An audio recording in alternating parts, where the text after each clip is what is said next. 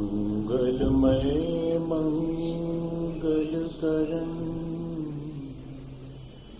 वीतराग विज्ञान नमो ताहि जाते अरहंतादिमा जो विद्यादि सागर सुधी जो विद्यादि सागर सुधी गुरु हैं हितैषी शुद्धात्म में निरत नित्य हितोपदेशी वे पाप ग्रीष्म ऋतु में जल है सयाने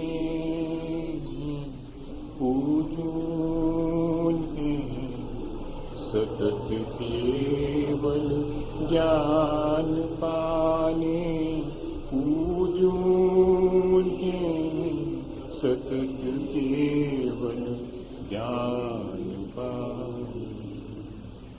बोलिए भगवान महावीर स्वामी की, आचार्य कुंद कुंद स्वामी की, आचार्य गुरुवर विद्यासागर मुनि महाराज की।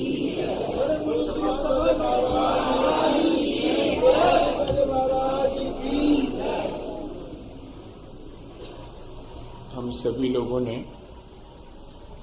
पिछले दिनों एक प्रयोग शुरू किया था।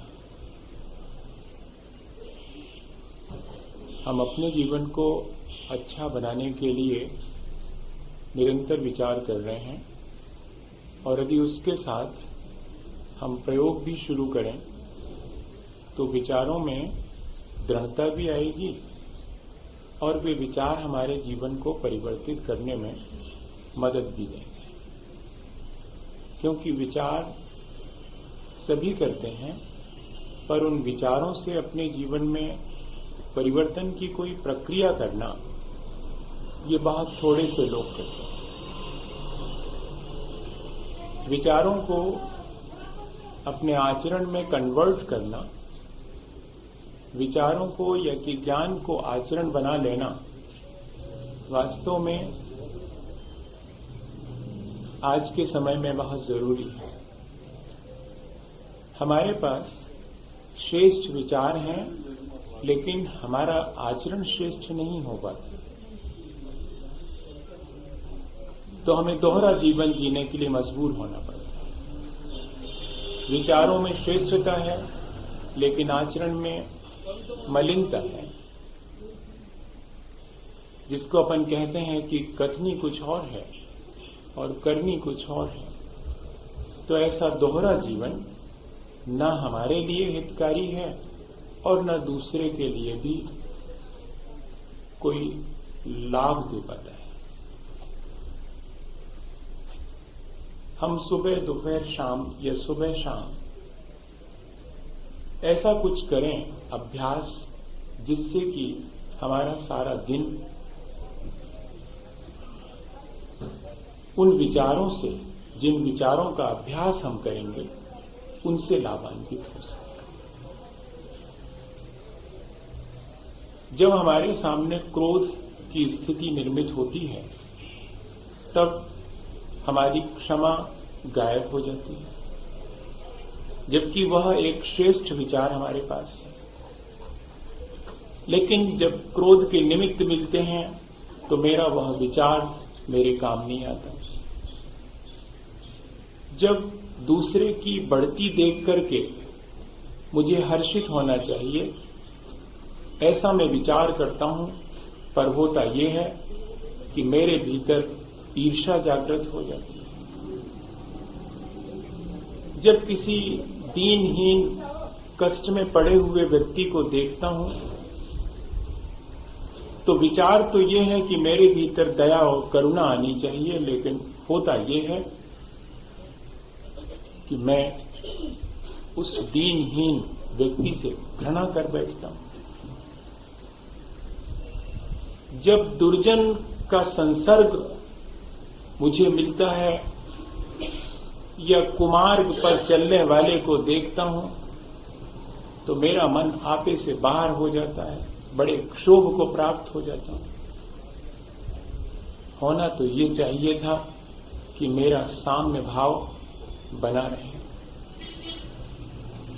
इस तरह मैं देखता हूं कि अपने विचारों को मैं ठीक ठीक से क्रियान्वित नहीं कर पाता। विचार तो मेरे पास है, तब ऐसा क्या करूं जिससे कि मैं अपने विचारों को समय पर क्रियान्वित भी कर सकूं। उसके लिए जरूरी है कि सुबह और शाम हम शांति से बैठें और इस बात का अभ्यास करें। जैसे कि कोई रियाज करता है तब जाकर के वो कोई भी इंस्ट्रूमेंट लेकर के बैठ जाए तो स्वयं भी मग्न हो जाता है और उसे सुनकर के लोग भी मग्न हो जाते हैं। संगीत की रियाज करने वाला शायद ऐसा ही करता है। जब हम कोई नाटक खेलते हैं तब उसमें विभिन्न पात्रों की तरह हम पहले अभ्यास करते हैं वैसा होने का, और जाकर के फिर हम मंच पर वैसे ही दिखाई पड़ते हैं कि लोग देख करके मुश्किल में पड़ जाते हैं कि वास्तव में कौन है। जब हम इस तरह अभ्यास के द्वारा ये संसार की चीजें कर लेते हैं तो क्या अभ्यास के द्वारा हम अपने जीवन को अच्छा बनाने वाला कोई परमार्थ का काम नहीं कर सकते? कर सकते। ये विश्वास, ये कॉन्फिडेंस हमारे भीतर पहले आना चाहिए, तब फिर हम इस प्रयोग को कर पाएंगे। हमने पिछले दिनों विचार किया है कि जरूरी है इस तरह का प्रयोग करने के लिए एक निश्चित स्थान होना चाहिए, फिक्सेशन ऑफ प्लेस, एक ऐसा क्षेत्र जहां मैं अपने इस प्रयोग को कर सकूं, जहां डिस्टर्बेंसेस कम हो। क्योंकि मैं कोई भी चीज का अभ्यास करूं तो उसके लिए बाह्य वातावरण भी मेरे लिए पहले शुरुआत में अनुकूल ही होना चाहिए। तो एक ऐसा स्थान हम चुन लें। हम लोग घर में किचन तो प्लान करते हैं, ड्राइंग रूम, बेडरूम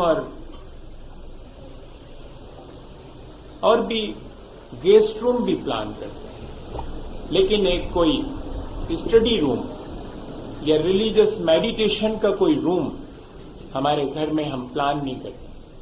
होना चाहिए एक ऐसा स्थान जो कि सब प्रकार की प्रतिकूलताओं से रहित हो, शांत, स्वच्छ, जहां बैठ करके और हम इस बात का अभ्यास कर सकें कि क्रोध के अवसर आने पर मैं क्षमा भाव धारण करूं। ये अभ्यास,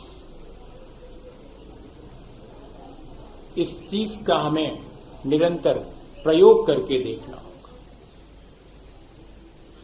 उसके लिए जरूरी है कि एक बिल्कुल पवित्र स्थान हमारे अंदर, हमारे पास हो जिसमें हम बैठेंगे। फिक्सेशन ऑफ टाइम, एक निश्चित समय हो, सुबह शाम, उसमें भी निश्चित समय, ताकि हमारे भीतर एक बायोलॉजिकल क्लॉक बन जाए। जैसे खाने का समय होते ही ऐसा लगता है कि भूख लगाई, कोई कह दे कि 10 बजे, अरे 10 बज गए भाई, बहुत भूख लगाई, जल्दी खाओ। अभी तो नहीं लगी थी, लेकिन 10 बजते ही, सुनते ही साथ भीतर बायोलॉजिकल क्लॉक बन जाती है। सोने का समय, खाने का समय, ऑफिस जाने का समय, सब चीजों का समय। ठीक इसी तरह से मुझे अपने जीवन को अच्छा बनाने के लिए भी जो प्रयोग करना है उसका भी मेरा समय निश्चित होना चाहिए, ताकि मेरे भीतर एक बायोलॉजिकल क्लॉक बन जाए कि नहीं भाई, अब तो मैं विड्रॉ करता हूं सब संसार से, अब मेरा समय हो गया, 7 बज गए, मैं बैठूंगा, मैं अब अभ्यास करूंगा, साम्य भाव का अभ्यास करूंगा। समता का अभ्यास करना यही तो सामायिक है, और क्या विशेष बात है। और उसका प्रतिफल दिन भर मिलते रहना चाहिए। ऐसा ना हो कि सिर्फ 10 मिनट अभ्यास किया है, समता रखी है, बाकी 23 घंटे 50 मिनट विषमता में गुजरे हैं। ऐसा नहीं। वो 10 मिनट उस 23 घंटे 50 मिनट पे भारी हो जाए, इस तरह का अभ्यास करना है। इतना अपने मन को परिवर्तित कर देना है कि जिससे वो 23 घंटे 50 मिनट भी समता परिणाम का अनुभव कर सके, साम्य भाव का अनुभव कर सके। मन वचन काय की दुष्प्रवृत्तियों का रोक लेना ही सामायिक है। यह कि मन वचन काय के होने वाले प्रकंपन को शांत करने का नाम ही सामायिक है। यह कि अपने भीतर उठने वाली कलह, ईर्ष्या, द्वेष की प्रवृत्तियों को क्षीण कर देने का नाम ही सामायिक है। और क्या है? इस तरह यदि हम अभ्यास करेंगे इन सब चीजों का, तो कोई वजह नहीं है कि ये श्रेष्ठ विचार हमारे जीवन को परिवर्तित ना करें। अवश्य करें। उस प्रयोग के लिए जरूरी है कि एक निश्चित स्थान हो, एक निश्चित समय है। फिक्सेशन ऑफ पोजीशन तीसरे नंबर की चीज। मैं एक निश्चित पॉस्चर, निश्चित दशा में बैठूंगा। पालकी मार के बैठना है कि अर्ध पद्मासन लगाना है कि पद्मासन लगाना है या सुखासन से बैठना है, जो मुझे इजी हो, जिसमें कि मुझे बार बार 10 मिनट के अंदर 10 बार मुझे बदल लाना पड़े, मैं आसानी से बैठ सकूं, ज्यादा देर तक मैं शरीर के विकल्प से मुक्त हो सकूं, मुझे शरीर की चेष्टा बार बार न करनी पड़े, मेरा मन बार बार परिवर्तित ना हो शरीर की क्रियाएं करने के लिए। इसके लिए जरूरी है फिक्सेशन ऑफ पोजीशन, एक निश्चित अवस्था में बैठ जिसमें आपको अच्छा लगता है। सबसे अच्छा है सुखासन, अलती पलती मार के बैठ। और उसके बाद फिक्सेशन ऑफ मंत्र। हम पदस्थ, पिंडस्थ, रूपस्थ, रूपातीत, इन ध्यान की चर्चा फिर कभी करेंगे।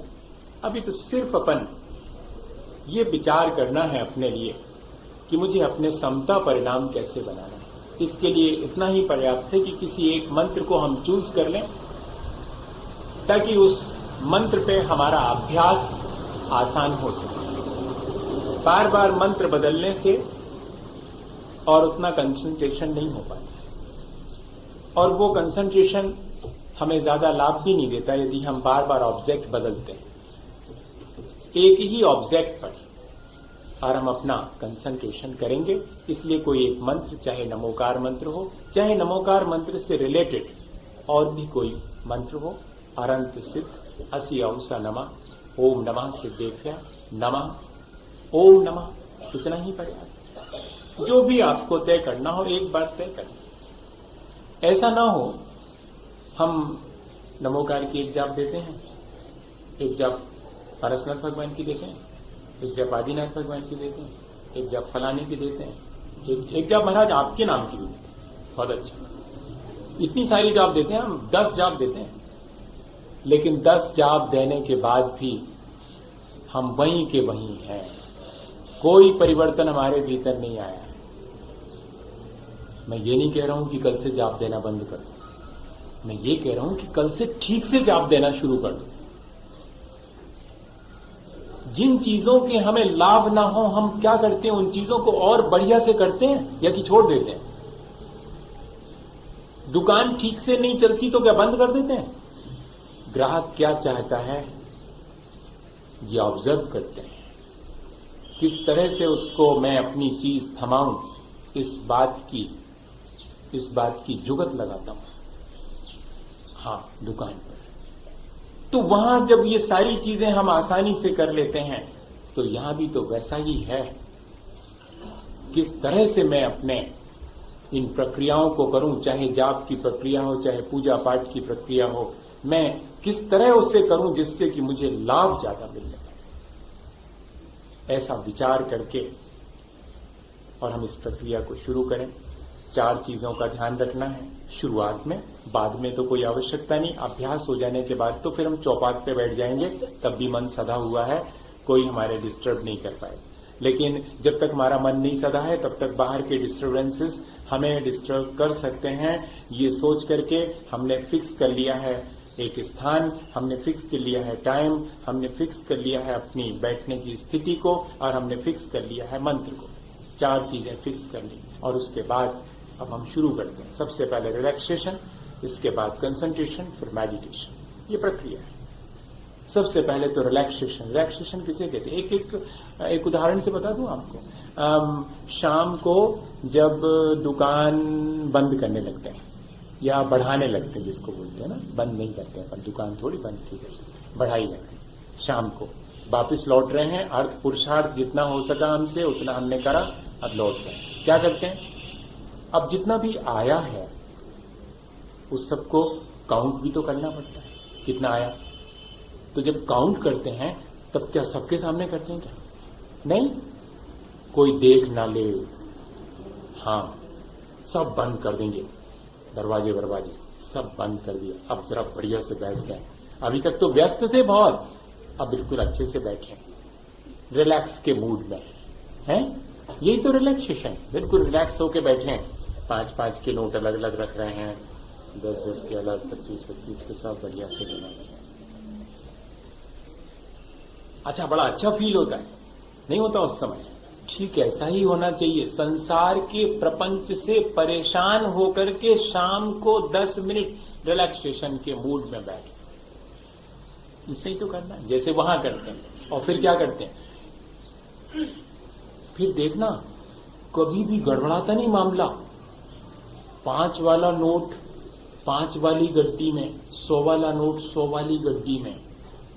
और इतने ही नहीं, इतना कंसंट्रेशन रहता है कि जब गिनना शुरू करते हैं 100 के नोट, रिलैक्सेशन के बाद जब गिनना शुरू किया कंसंट्रेशन के साथ, 1 2 3 4 5, हेलो 5, हाँ ठीक है वो कर लेना आप वैसा काम, 6 7 8 9, फिर आ गया इधर से मोबाइल। कहाँ हो, कैसे हो, बढ़िया है महाराज, क्यों बैठे हो? आ रहा हूं मैं अभी थोड़ी देर में, बस बंद ही कर रहा हूं। 11 12 13, बिल्कुल डिस्टर्ब नहीं होती संख्या। इतना कंसंट्रेशन सारे संसार के बीच में। ये कहां से सद गया? ये कहां से सद गया भैया? ये सद जाता है क्योंकि इंटरेस्ट है। ठीक ऐसे ही हम संसार के प्रपंच से घबरा करके रिलैक्स होकर के फिर कंसंट्रेट करें, नमो अरहंताणो नमो सिद्धाणो। और फिर जब 100 के 100 नोट हो जाते हैं तब उसमें रिंग डालते हैं जब, तब कैसा लगता है? 100 के 100 नोट, वही है मेडिटेशन, बिल्कुल एकदम समाधि है। कैसा अनुभव होता है उस समय? बड़ा आनंद आता है। ठीक यही प्रक्रिया अपन को भी करनी है। और तब जाकर के हम अपने को जो भी सजेशन देना चाहेंगे वे सजेशन परफेक्ट होंगे। हम सुनते हैं, विचार भी करते हैं अच्छी चीजों का, लेकिन अपने को उन अच्छी चीजों को करने के लिए सजेस्ट नहीं करते। और सजेशन भी हम दूसरे से पसंद नहीं करते लेना, तब क्यों ना हम ऑटो सजेशन शुरू करें, अपने आप को सजेस्ट करें कि अब जबकि क्रोध का अवसर आएगा मैं क्रोध कर ही नहीं पाऊंगा। पूरे रिलैक्सेशन कंसंट्रेशन के बाद फिर ऑटो सजेशन, ये प्रोसीजर है। लेकिन शुरुआत में हमें एकदम जल्दी से वहां नहीं पहुंच जाएंगे। शुरुआत में तो हमें बहुत दिन तक स्थान का, समय ही भूल जाएंगे। कहो शुरू में तो स्थान तो नहीं भूलेंगे पर समय तो भूल जाएंगे। अरे 7:30 बज गए, हमको 7 बजे ध्यान करना था, 7:30 बज गए, काम में लग गए। नहीं, 5 मिनट कम 7 पर कोई भीतर कहने लगे कि बस समय हो गया, सामायिक का समय होने वाला है, ये भीतर कोई कहने लगे तो समझना कि अब ठीक बन गया है अभ्यास। और जैसे ही बैठे और नमो अरहंताणम नमो सिद्धाणम, जैसे कोई मेरे लिए कह रहा है, बहुत दूर से आवाज आ रही है, मैं धीरे धीरे बोल रहा हूं पर लगता है कि मैं नहीं बोल रहा हूं, मेरे भीतर कोई और मुझे नमोकार मंत्र बोल रहा है और मैं सिर्फ सुन रहा हूं, बहुत पीसफुली सुन रहा हूं, बहुत कंसंट्रेशन के साथ सुन रहा हूं। ये बोला किसी ने और बहुत धीमी आवाज में बोल रहा है, मुझे बहुत सावधानी से सुनना है। इस तरह हम अभ्यास करके, अभी तो सिर्फ ये अभ्यास कर रहे हैं, एकाग्र होने का अभ्यास कर रहे हैं, अभी साम्य भाव का अभ्यास नहीं कर रहे हैं। अभी तो हम सिर्फ एकाग्र होकर के ही इन विचारों को अपने आचरण में तब्दील कर सकते हैं, उसके बिना नहीं कर सकते। आचार्य महाराज ने हम लोगों को ये अभ्यास सन 83 में ईस्वी में करवाया, 10-15 दिन तक।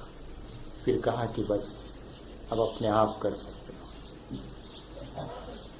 ये अभ्यास अगर हो सके तो किसी गुरु की साक्षी में करें तो और अच्छे रिजल्ट्स आएंगे, और अगर ऐसा संभव ना हो तो अपने आप भी आप शुरू करें, लेकिन पूरे डिवोशन के साथ।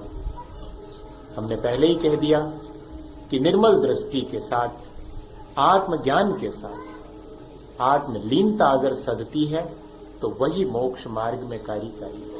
वैसे तो बहुत लोग अपने किसी स्वार्थवश बहुत ध्यान करते हैं, बहुत कंसंट्रेशन कर लेते हैं, लेकिन यहां हम जो चर्चा कर रहे हैं, जिस ध्यान की और जिस कंसंट्रेशन की, जिस समता भाव की, वो दृष्टि की निर्मलता और आत्मज्ञान पूर्वक ही संपन्न किया जाना चाहिए। ये ध्यान रखें।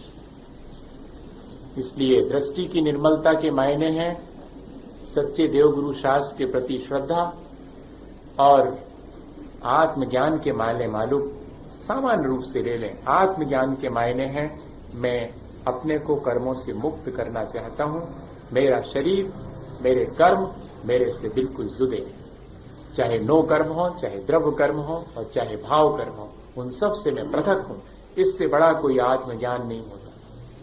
यही आत्मज्ञान है। इतनी दृष्टि की निर्मलता और आत्मज्ञान के साथ फिर उसके बाद हम आत्मलीनता का अभ्यास कर रहे हैं। अभी वो आत्मलीनता क्या देगी? वो अपने आप हमें समता देगी। इतना अभ्यास यदि हमारे भीतर हो जाता है तब हम देखें। हम कहते हैं कि आत्मा को देखना चाहिए, भीतर झांक करके देखो।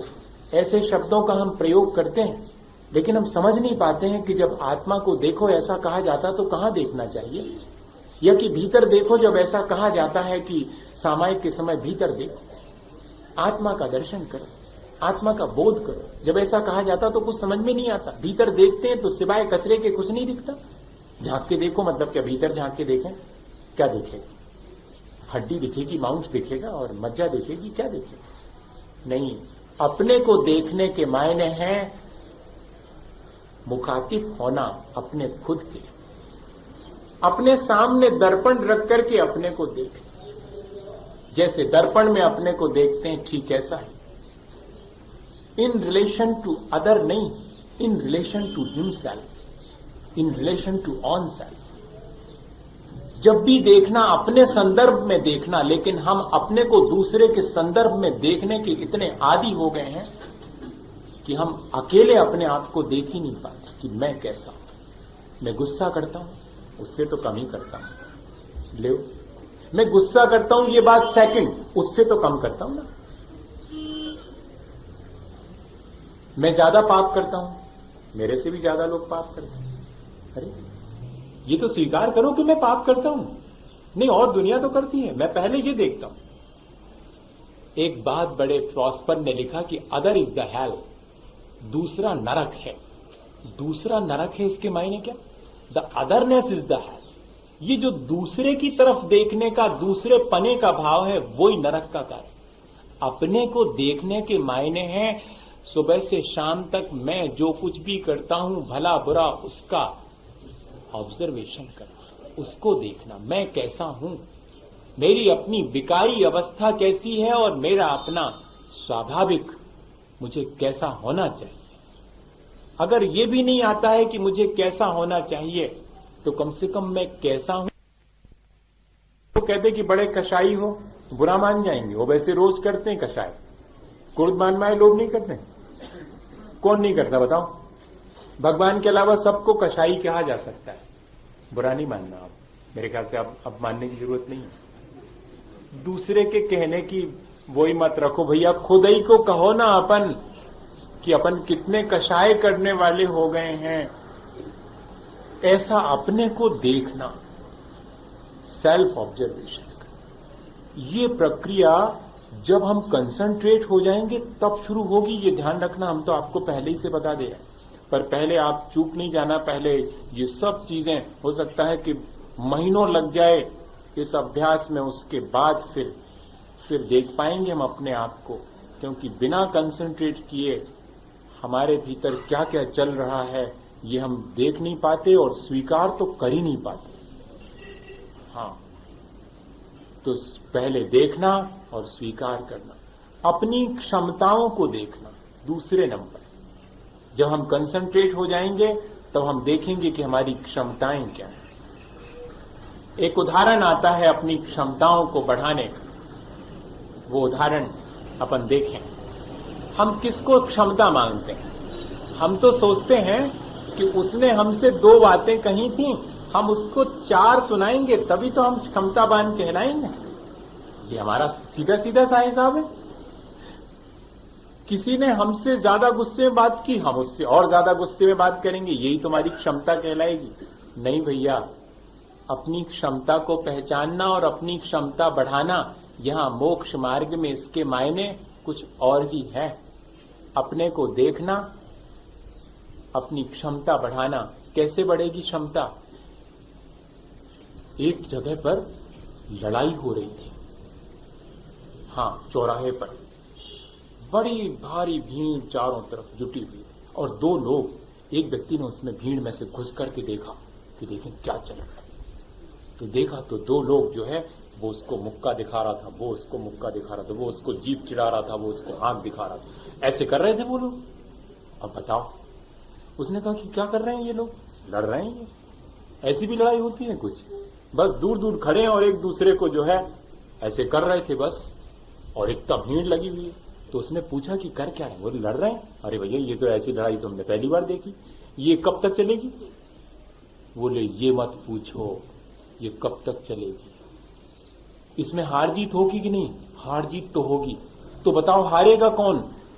ये लोग एक दूसरे को गुस्सा दिला रहे हैं, एक दूसरे को चिढ़ा रहे हैं, तंग कर रहे हैं। जो सबसे पहले क्रोध में आ जाएगा वो हारा माना जाएगा, और जो ज्यादा देर तक शांत रहेगा वो जीता माना जाएगा। ऐसी लड़ाई कभी आपने देखी? लड़ी? एक गुरुजी ने 2 छात्रों को लड़ते हुए पकड़ा, हेडमास्टर ने। लड़ाई का ढंग बता रहा हूं। वे एक दूसरे को मुक्का मार रहे थे। उन्होंने कहा इधर आओ, लगता है तुम दोनों बहुत पहलवान हैं। दोनों को बहुत मजा आया। वो तो सोच रहे थे कि गुरुजी हमें डांटेंगे, और गुरुजी तो पीठ थपा रहे हैं कि वाह वाह, तुम लोग बहुत पहलवान हो, बहुत अच्छा काम कर रहे थे।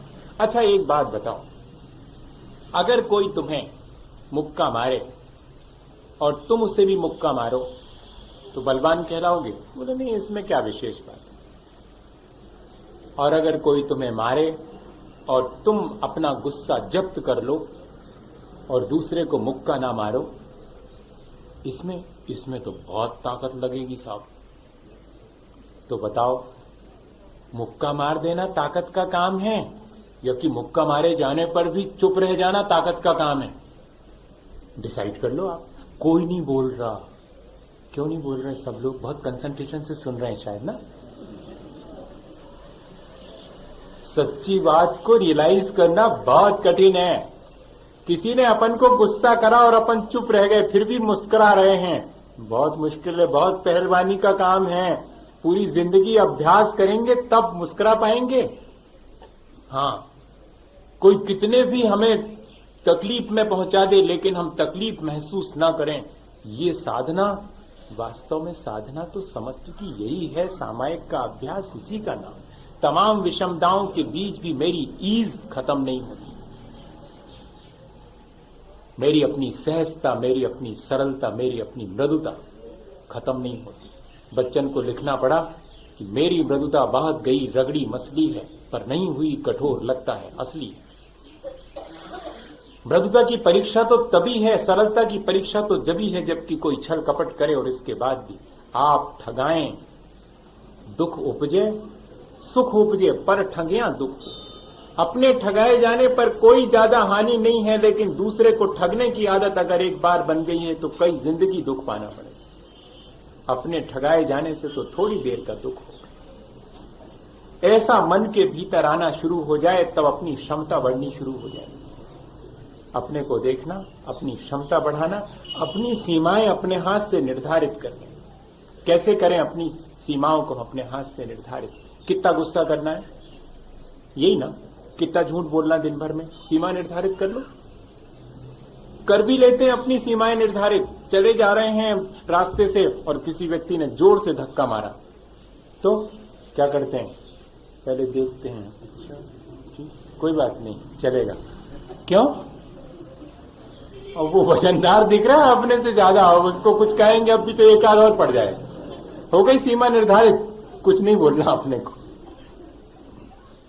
अपनी सीमाएं हम अपनी विकृतियों की सीमा निर्धारित कर दें। कितनी विकृतियां मेरे भीतर हैं, उन सबको मैं कितना करूंगा, क्रोध कितना करना, बहुत कर लिया बस, अब प्राण निकल जाएंगे, ज्यादा करेंगे। क्षमा तो अनंत काल तक धारण की जा सकती है, लेकिन क्रोध अधिकतम 48 मिनट से ज्यादा नहीं किया जा सकता। उसका संस्कार 6-6 महीने और अनंत काल बना रह सकता है, लेकिन लगातार नहीं कर सकते आप। अपनी क्षमता देखकर कहते ना कि अपनी शक्ति विचार परिग्रह थोरो राखे। अरे भैया देख तो लो कि अपने प्राण अपनी जान सांसत में पड़ रही और करते चले जा रहे, दुष्प्रवृत्ति मन वचन काई की। अपनी क्षमता अपनी सीमा तो पहचानो। अपना अहित जहां होने लगे वही सीमा है मेरी, ये अगर ध्यान में आ जावे तो फिर देखिएगा मेरा जहां अहित होने लगेगा वहां रुक जाऊंगा। मैं झूठ उतना ही बोलूंगा जिससे मेरा अहित ना हो। अब बताइए कौन बोल सकेगा झूठ, बोल सकेगा कौन? एक बोलूंगा तब भी अहित होगा। इस तरह हम देखें अपनी सीमाओं को। और चौथी चीज, अपनी आदतों को बदलना। ये प्रयोग है। अपनी आदतें बहुत सारी अपन बदल लेते हैं। जब हम एक अकेले जीवन जीते हैं तो हमारी कुछ और आदतें होती हैं। विवाह जब हो जाता है, जब हम जीवन साथी के साथ रहने लगते हैं तो हमारी आदतें बदल जाती हैं। कैसे बदलती हैं? मैं एक बहुत सांसारिक उदाहरण दे रहा हूं। घर में एक व्यक्ति अकेला रहता है तो उसकी आदतें अलग होती हैं, और 4 लोगों के साथ रहने लगे तो उसको अपनी आदतें बदलना पड़ती हैं, क्योंकि 3 लोगों को पता नहीं बहुत सारी चीजें मेरे अंदर हैं जो पसंद नहीं आती होंगी, और मुझे चूंकि इन 3 के साथ रहना है, इसलिए मुझे अपनी इन लोगों को पसंद न आने वाली आदतों को बदलना चाहिए। बदल लेते हैं कि नहीं बदल लेते? एक भले आदमी के साथ बैठ करके बहुत सारी बुरी बातें हम छोड़ देते हैं। मुझे ध्यान है अपने कॉलेज टाइम का, आज अचानक ध्यान आ गया कि अगर अच्छी संगति हो तो आदतें बदलने में देर नहीं लगती। मेरे साथ 4 और मेरे मित्र रहा करते थे। हम 5 लोगों का हमेशा एक साथ रहना होता था। आज भी याद है, ज्यों का त्यों याद आ रहा है। और क्या हुआ कि मैं कुछ दिन के लिए एक एग्जाम फेस करने के लिए भोपाल गया और वहां MACT में रहा। रीजनल कॉलेज, इंजीनियरिंग कॉलेज, वहां रहा तो 3-4 दिन रहा। वहां पर जिन लोगों के साथ रहा वे बात बात में अपशब्द बोलते थे। वहां का वैसा माहौल था। अपशब्द मतलब गाली, हल्के शब्द, तो अपशब्द बोलते थे। वो पता नहीं हैबिट में तो था नहीं, पर लगातार उसका इम्पैक्ट मन के ऊपर पड़ा। और जब मैं वापस लौटा तो अपने उन 5-4 फ्रेंड्स के साथ चला जा रहा हूं और अचानक मेरे मुंह से किसी बात के दौरान एक अपशब्द निकल गया, पता नहीं कैसे, अननोनली, इन स्पाइट ऑफ मी।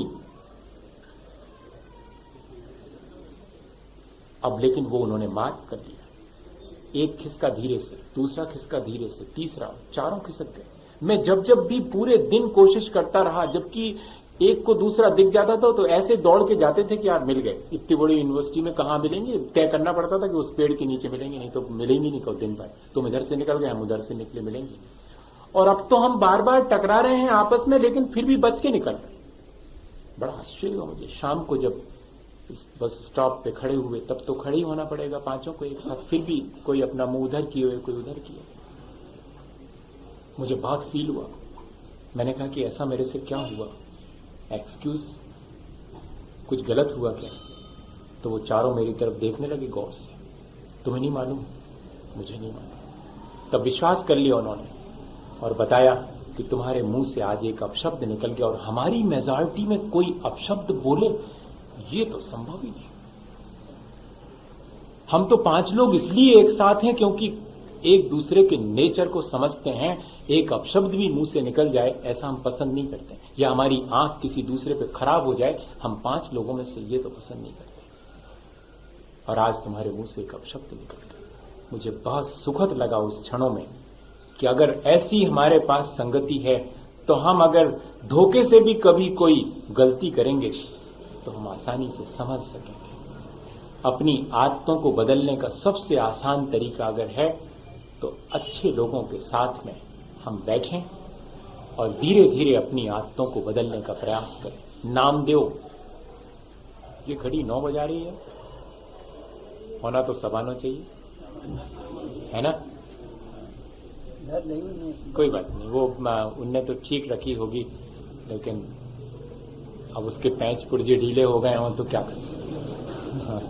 रखने वाले की थोड़ी गलती, उसका सेल डाउन हो गया होगा तो कम धीरे धीरे चल रही हो आराम से।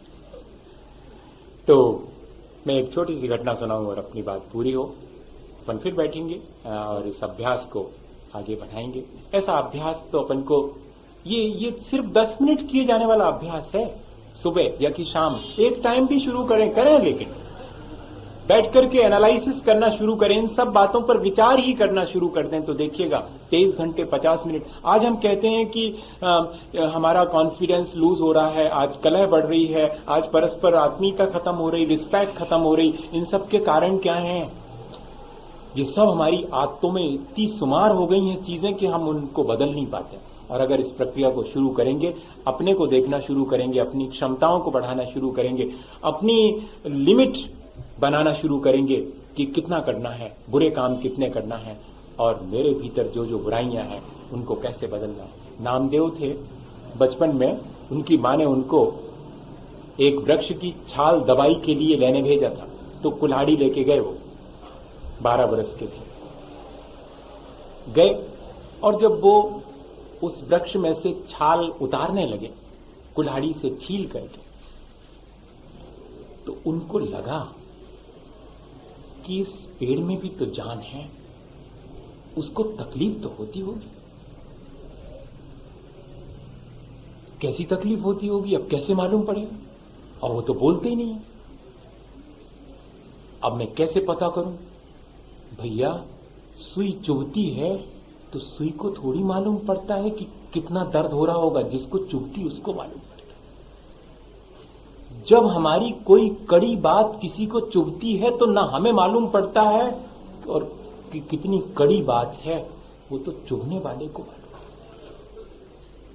हमारी बुरी आदतों से हमारा जीवन कितना हताहत होता है ये हमें नहीं मालूम पड़ता है, दूसरे का कितना होता है ये उसे मालूम पड़ता है। हाँ, ये ध्यान रखें हम कि इस पूरे संसार में हम जो भी करते हैं उसका इफेक्ट सब पर पहुंचता है। जैसे कि एक बहुत बड़ी मशीन में एक छोटा सा पुर्जा भी उस मशीन में से निकाल दिया जाए तो पूरा सिस्टम ठप हो जाता है, उसका भी इंपॉर्टेंस है। यहां हम एक कदम रखते हैं तो उसके वाइब्रेशंस पूरे यूनिवर्स में फैल जाते हैं। हम सोचते हैं कि हमने क्रोध किया, हमने ऐसा क्या बुरा किया, अपने ही तो अहित किया।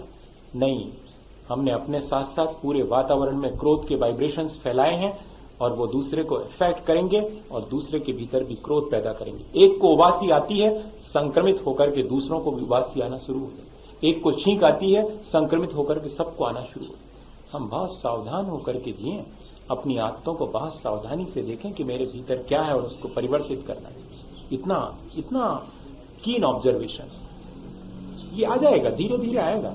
अभी तो हमको भी पूरा नहीं सदा, जितना बता रहे हैं उतना पूरा नहीं आता हमको भी। आप धोखे में नहीं रहना कि मैं इतनी बड़ी बात कह रहा हूं तो मैं हो गया हूं वैसा, बिल्कुल धोखा नहीं पैदा करना। मैं भी किसी मुगालते में नहीं रहता, जितना है उतना ही जीना चाहिए, उतना ही आगे बढ़ना चाहिए, उससे और आगे बढ़ने भर का अभ्यास करना चाहिए बस। क्या हुआ नामदेव को? ये बार बार उनको लगा कि कैसा फील होता होगा, कैसे मालूम पड़े। बस एक विचार मन के अंदर कौंधा कि अपनी ही जंघा को छील करके देखा जाए, तब मालूम पड़ जाएगा। क्योंकि ये जैसी स्किन मेरे ऊपर है वैसे ही तो उसकी स्किन मैंने छीली है। मैं अपनी स्किन को थोड़ा तराश के देखूं, छील करके देखूं, और बस शुरू हो गए उसी कुल्हाड़ी से। और क्या होना था? होना क्या था? लहूलुहान हो गया पूरा पैर।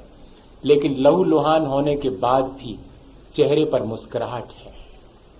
अब आगे से कभी भी किसी पेड़ की छाल नहीं छीलूंगा, दुख बहुत होता है। इस बात की प्रसन्नता है। अब ये बात मेरे भीतर बहुत मजबूती से बैठ गई है और लहूलुहान धोती भीग गई है खून में। घर वापस लौटते हैं तो मां देख करके ठगी रह जाती थी। क्या हुआ, किसने मारा, कहां गिर गए?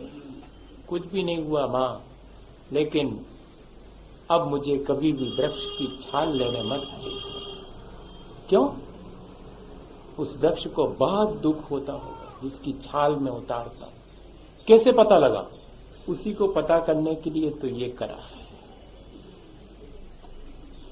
भैया, अपनी आदतें अपने और दूसरे के जीवन को कैसी लगती हैं, ये जरा सा हम देखना शुरू करें तो हमारी आदतें बदलना शुरू हो जाए। हम बदल सकते हैं। इस तरह हमने आज अपने जीवन को परिवर्तित करने की बहुत सारी बातें सीखी, लेकिन अब इनका अभ्यास करना आप जब भी शुरू करें, मैं तो सोचता हूं कि अभी इसी क्षण से शुरू कर दें। अभी जब अपन नीचे उतरें और किसी का धक्का लग जाए तो उल्टा ये कहें कि आपको चोट तो नहीं पहुंची। अभी तक तो ये कहते थे कि क्यों देख के नहीं चलते, अब ये कहें कि कहीं आपको चोट तो नहीं पहुंची। काश ऐसा अपने जीवन में ऐसा आ जाए तो फिर कितना शांत और कितना सुखद अपना ये जीवन होगा। इसी भावना के साथ कि हम पूर्व में कहे गए आचार्यों के अनुसार अपने जीवन को अच्छा बनाने की जिस प्रक्रिया को अपना रहे हैं, उसका हम अभ्यास भी करेंगे और अपने जीवन को अच्छा बनाएंगे। बोलिए आचार्य गुरुवर विद्यासागर मुनि महाराज के। गुरुवर शाश्वत सुख दर्शक, जगन्नाथ स्वरूप तुम्हारा है। जग की नश्वरता का सच्चा ठीक दर्शन करने वाला है। जग जग विषयों में रज बज कर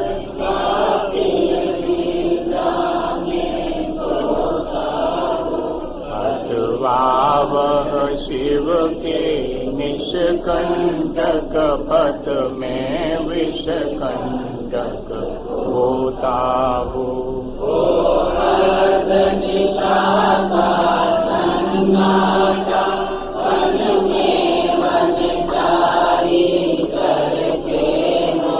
तब शांत निराकुल मानस तुम तत्वों का चिंतन करते हो। करके तप शैल नदी तट पर करु वर्षा की घड़ियों में समतारस पान किया करते सुख दुख दोनों की घड़ियों में।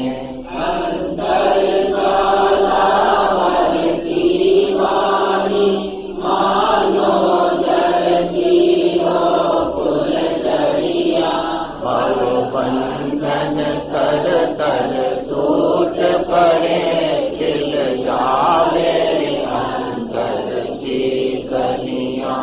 तुम सावधानी क्या कोई हो, जग को देगी जग की निधियां।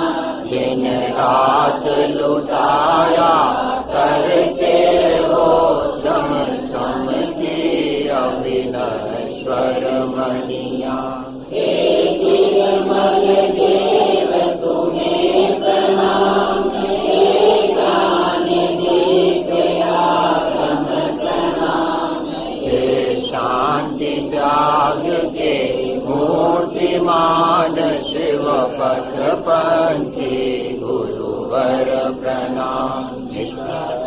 नाश देखो ज्ञान के प्रकाश देखो, आपा कर भास देखो, मानुषी कहानी है। समुद्र ज्ञान देखो, बंद विद्वान देखो, पे 96 को परम कमानी है।